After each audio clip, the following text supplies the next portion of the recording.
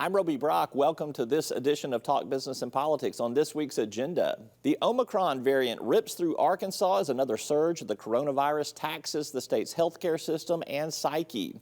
The economy continues to boom with consumer spending high and projects in the pipeline. Could Arkansas land a $3 billion steel mill project? And the one-year anniversary of the January 6th attacks on the U.S. Capitol, and what's in the works for the 2022 political season and beyond. Governor Asa Hutchinson is our guest for the full half hour here on Talk Business and Politics. This is Talk Business and Politics with Roby Brock. And welcome to the program. I'm Roby Brock. Hope you are off to a good new year. Thank you for joining us today. Governor Asa Hutchinson came in studio and sat down with me for about a half-hour conversation to talk about a wide variety of topics. After this word from our sponsors, we'll begin that interview. When homemade is too good to keep at home. Helping Arkansas business do business. Making better happen with First Security. You'll find us at the end of a lot of long country roads, covering over 60% of the great state of Arkansas. Our 17 electric distribution cooperatives are working day and night to provide reliable, affordable power to over 500,000 homes, farms, and businesses, just like yours. The Electric Cooperatives of Arkansas, your local energy partners. In good times and hard times, Arkansas Farm Bureau is there. We're always working, so our state's farmers and ranchers can continue to put food on store shelves and on your family's dinner table. We support training for medical care in rural communities and the industries that provide materials needed for critical supplies. Arkansas Farm Bureau, working every day to keep Arkansas strong. When did too big to fail replace too smart to fail? When did trend overtake truth? When did putting clients first stop being second nature? For us, never. You can't take a risk in any investment that if it goes wrong and you lose it all, that you endanger the ability of the firm to survive. And that's really what Wall Street forgot. So when do you want to learn more about Stephens, one of the country's most successful investment banking firms? Governor Asa Hutchinson now joining us. Thank you so much, Governor, for being with us here, and Happy New Year to you. Well, thank you, Roby. It's always good to be with you, and we're off to a big start for this new year. Not necessarily a good start on the public health front, which is where we're going to begin today. Omicron, the variant is raging across Arkansas. We're seeing numbers higher than we've seen at any point during the pandemic. This was a quote from you earlier in the week about the record case numbers, that it tells us we're entering a period of probably the greatest risk and the greatest challenge that we faced during the pandemic. What's the greatest challenge that we are facing? We faced a lot of challenges in the last 22 months. What's greater today? Well, it's the same on hospitalizations. You can measure the record number of cases, which is a great concern in itself, but with the Omicron having less severe consequences, as we saw with Delta, you have to really just look at the hospitalizations. And right now, we are still almost 1/3 less than we were in hospitalizations as compared to the peak of the last Delta pandemic, whenever we were up to over 1,400 hospitalizations. But the difference is that the staffing shortages are probably even greater because of so many having Omicron, that they're having to miss work, and that impacts hospital workers. So the shortage of staff strains the system, and then you've got the usual healthcare needs as well. So the hospital staff, our healthcare system is just worn out. I know how difficult this is for them to manage this, and so we look for ways to support that, but that's the biggest challenge. And the sheer volume of cases is what worries you as to whether that's going to overflood the system or whether we're going to be able to manage it because the consequences are less severe. We're watching it every moment and making decisions accordingly to make sure the hospitals have the support they need. What are you doing differently? This is a criticism that you've encountered over the duration of this pandemic here. You've encouraged vaccinations. We're still not where we want to be on that, but that's been part of the strategy. Wash your hands, keep your distance, wear a mask. A lot of people will argue that it is not working, that we should do more and be more, I don't know if draconian's the right word, but that we should crack down more and be more strict about some things. Convince me that what you're doing is working with the numbers that we're seeing. Well, first, let's go back, and people, I hear it too. Do something, do something. You've got to do more. Look at this high number of cases. Well, okay, let's think it through. What action do you want me to take? I mean, the options that I guess could be considered would be a shutdown order, everybody shelter in place like they do in China, or they have done in some places, but not even New York is doing shelter in place, so that's off the table. It's impractical. It's not going to happen. It doesn't work. Secondly, you can close all the schools. I think that is a terrible idea. The schools will make decisions to go virtual as needed when their case count's up, but I think if we've learned any lesson during this history, that schools need to be open, and our kids suffer, and our parents, I mean, it's just bad for our students whenever we don't have our schools open for in-classroom instruction. You're saying it's been bad socially for them, it's been bad academically for them. Mentally for them, socially for them, developmentally for them. What about health-wise for them? And health-wise, they're doing fine. Okay. I mean, sure, they get COVID, and we obviously there's some that get it more severe than others, but it's a very, very small part of it. And so, no, you don't shut down the schools on a statewide basis. And so the third thing would be a vaccine mandate.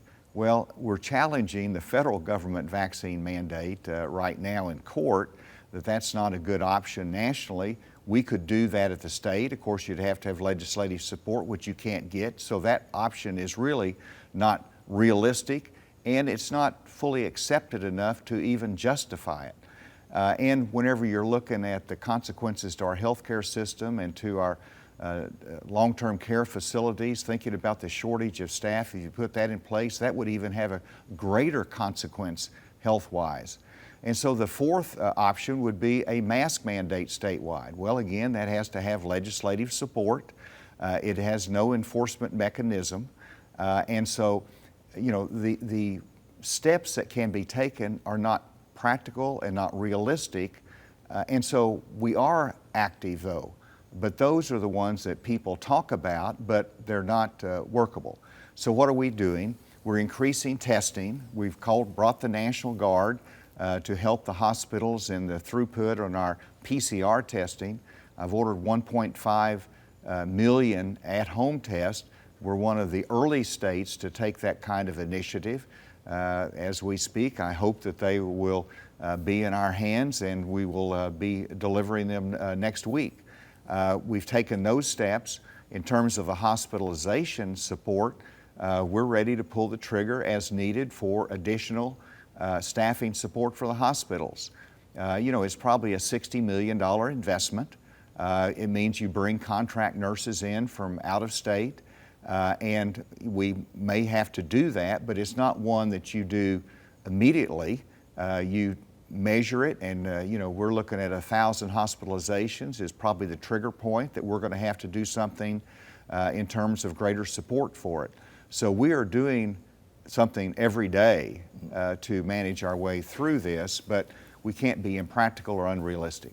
So we're 22 months into this for the most part. We have been largely reactive, which we had no other option but to be reactive, because you could not have foreseen the wide magnitude of what has happened over the last more than year and a half here. Let's imagine you could be proactive. You know that we are going to have other variants come along. We could be in this same situation we're in here in mid-January, early January, 6 months from now or a year from now. What could you be doing proactively to kind of put things in place to avoid being slammed like we are right now? Can you be proactive? Well, first of all, I think we are proactive. We were proactive in preparing our schools for this year. We've been proactive in our, our Test to Stay in School program. We've been proactive in our vaccination programs and our education and our marketing. So there's many areas that we are trying to get ahead of this and to look to the future. Now, sure, we know exactly what Omicron variant is right now, and we are reacting to the fact that it is different than the Delta variant. Now, everybody knew variants were going to come online, but no one knew what the variant was going to be like.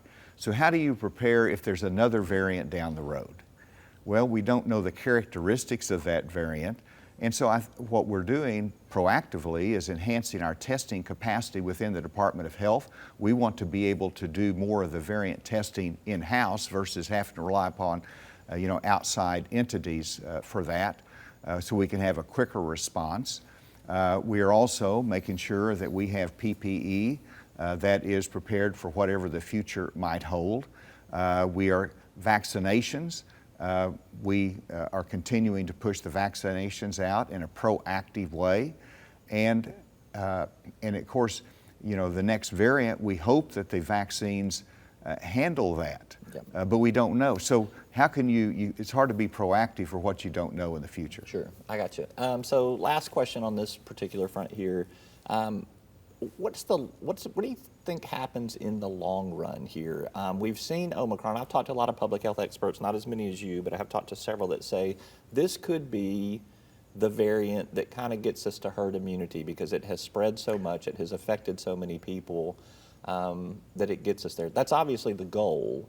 But is that where you see this heading, that we're eventually going to get to a variant of the COVID-19 virus that allows us to live with it like we do the flu? The answer is yes. That herd immunity combined with the vaccinations that are out there. So, again, our hospitalizations, cases, those are vastly those that are unvaccinated.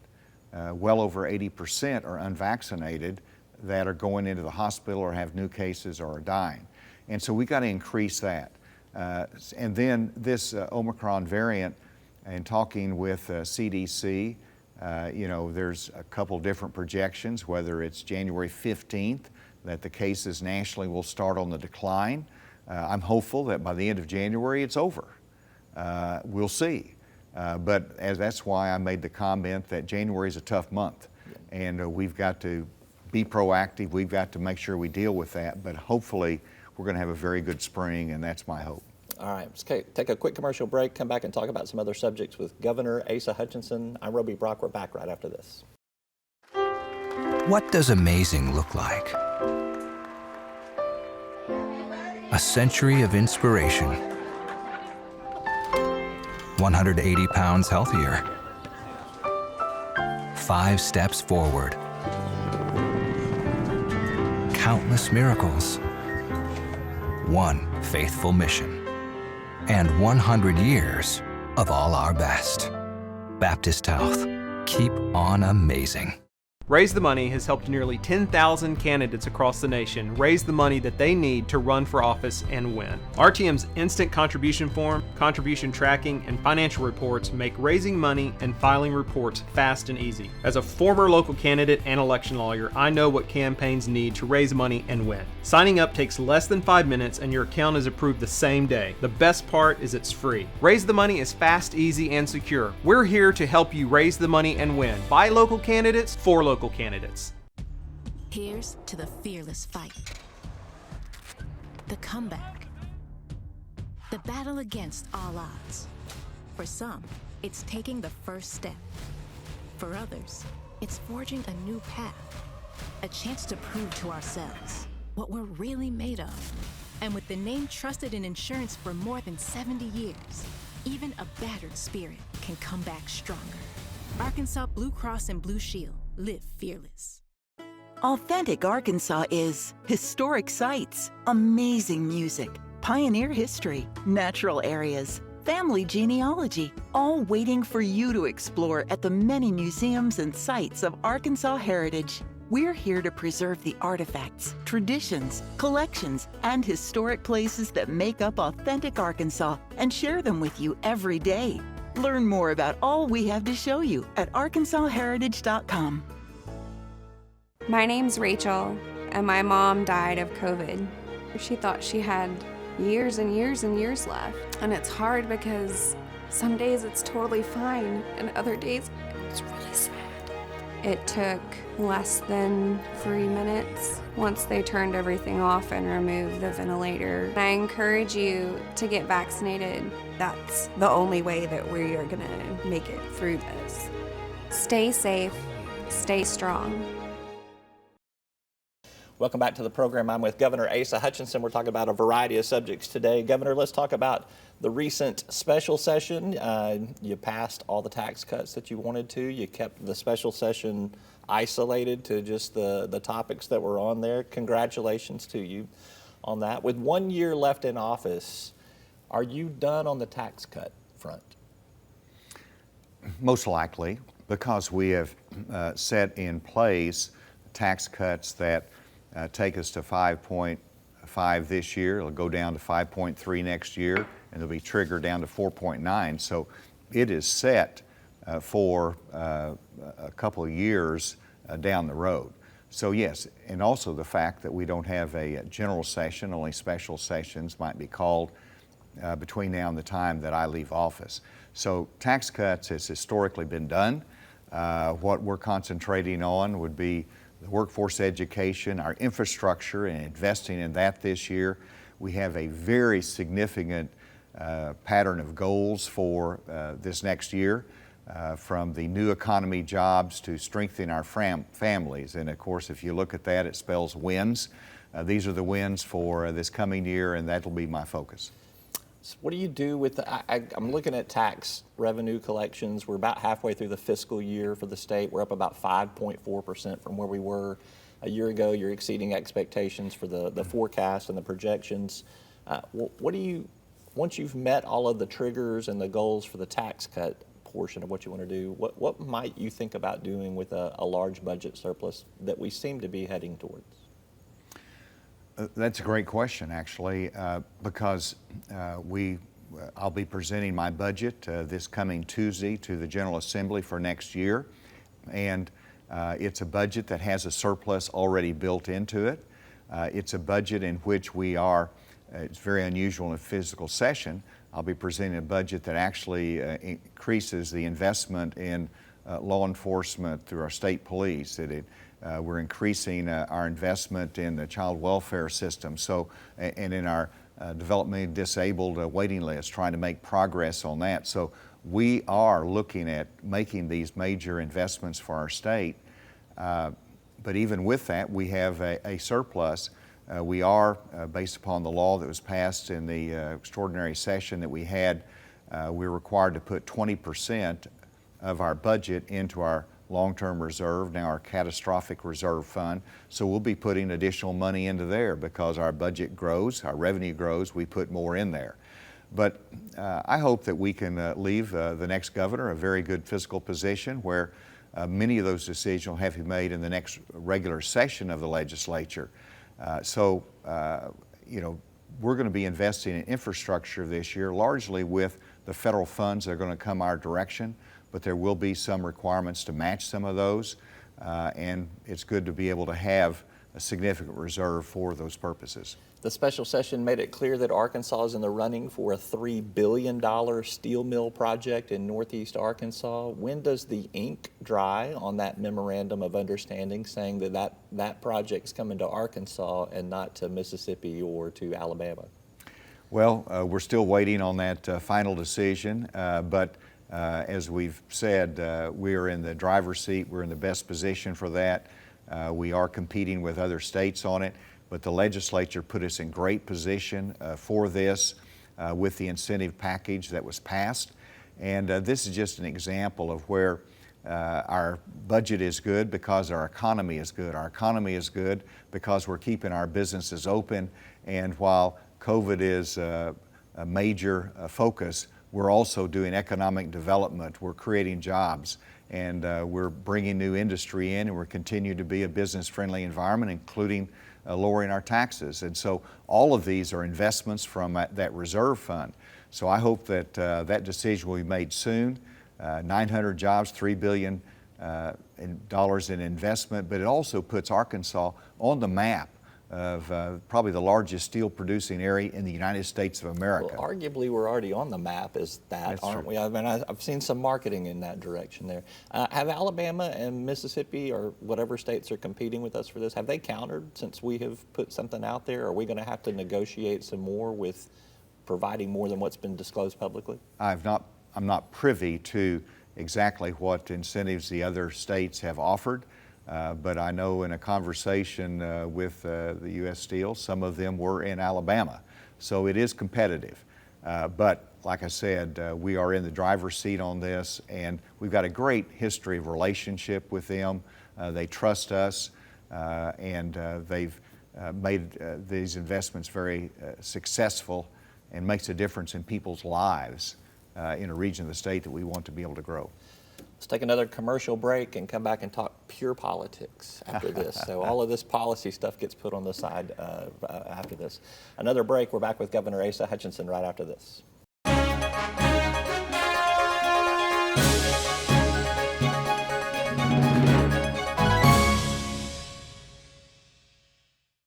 Centennial Bank is committed to you. Since our founding in 1999, we've become one of the nation's most trusted banks. By remembering that you come first, by empowering our communities to reach their highest potential through our dedication to local charities, education, and exceptional service. Because we are proud to call Arkansas home. Banking with you in mind. Centennial Bank, member FDIC. The University of Central Arkansas was founded here, but reaches everywhere. That's because we are a leader in wellness, A center of culture, a standard of excellence, and an institution of success. UCA goes beyond a degree or an experience. Beyond a legacy. What we do at UCA now impacts the future. Not just our future, or even Arkansas's future. Everyone's future. Especially yours. I was doing some shopping and got a pop-up on my laptop. Computer had a virus. So I called the number on the page, and the guy on the phone wants to take control of my screen to sort it out. Then I remember a tip I got from the AARP Fraud Watch Network. Control my screen. This is a tech support scam. Thankfully, my order still went through. Recognize fraud sooner so your money lives longer. The younger you are, the more you need AARP.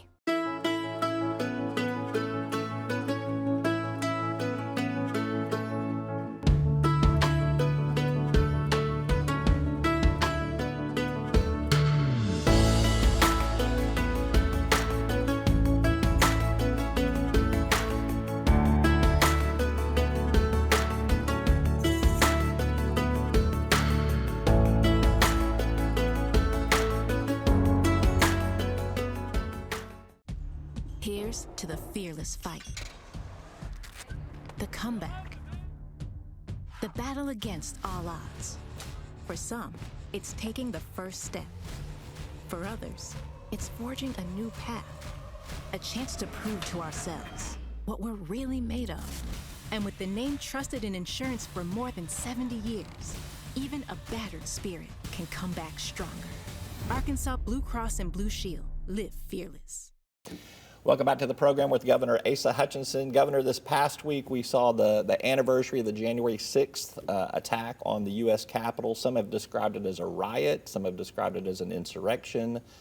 Some have described it as a patriotic call to arms. How do you define what happened on January 6th? Well, it certainly wasn't the latter.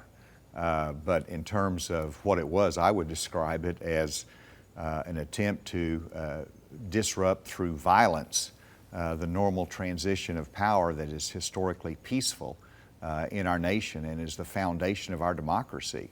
And so you can describe it in about as severe terms as you wish because it was an attack on what makes America special in our democracy and the passage of power through the voice of the people, which is the election.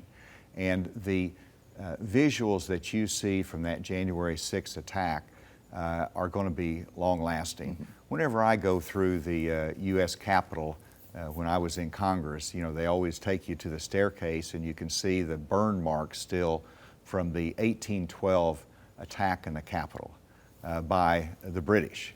Well, that was a long time ago, but we still talk about it and it's still fresh in our minds in terms of, I can't believe a foreign enemy came in this close to our center of government.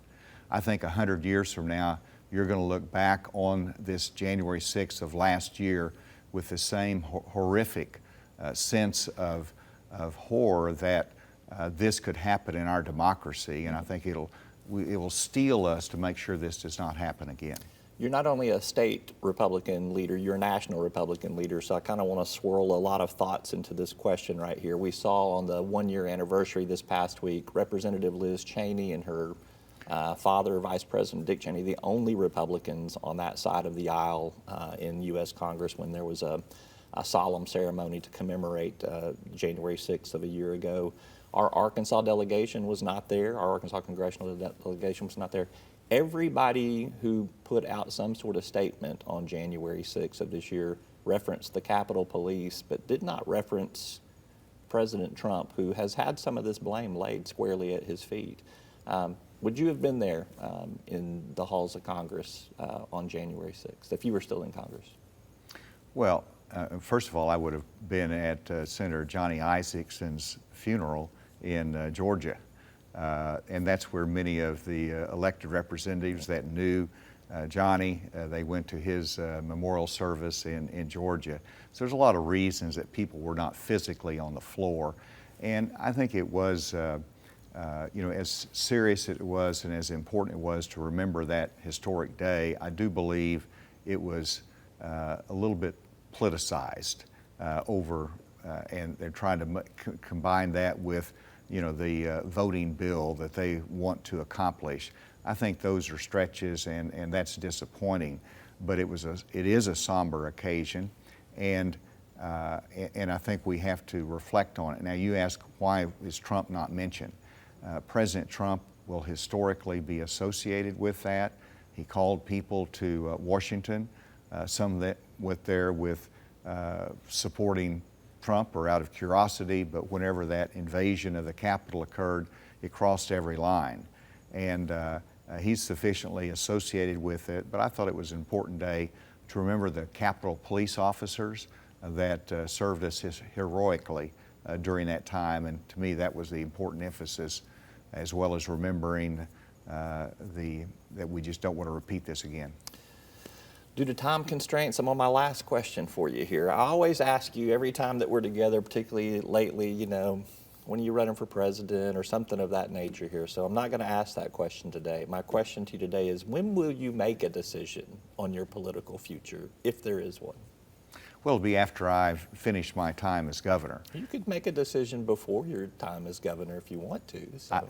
I could, but there's reasons I will not. Okay. And you know, part of it is, you know, we got a 2022 election. Part of it is I'm fully committed to my goals and objectives for Arkansas this year. I have a responsibility. I've got a job to do. As I've said, fully plan on being engaged in that national debate this next year, but no decision will be made on that future until after I leave. But you'll see plenty of activity on my part that indicate I want to influence the national debate, and I really believe I had that opportunity to do it. I've had occasion to be on a few Sunday shows. I try to present a common sense conservatism, and I believe that's captured some people and say, wow, it's not all about the past. It can be about the future. It can be about a different approach to government where we're not castigating each other all the time. And I think that has resonated, but most importantly, it gives people hope that there is a better path. So when you announce for president, you will tell us that, right? Of course I will. See, all right, okay, Absolutely. So there you go. You heard it here first. Governor Asa Hutchinson is going to run for president, and he'll let us know when he's doing that. I'm just kidding with you. Thank you so much for your time, Governor. I'll fist bump you. All right. How about that? Appreciate you. Thank you. That's all for today's program. Thank you for tuning in. I'm Roby Brock. We'll see you next time.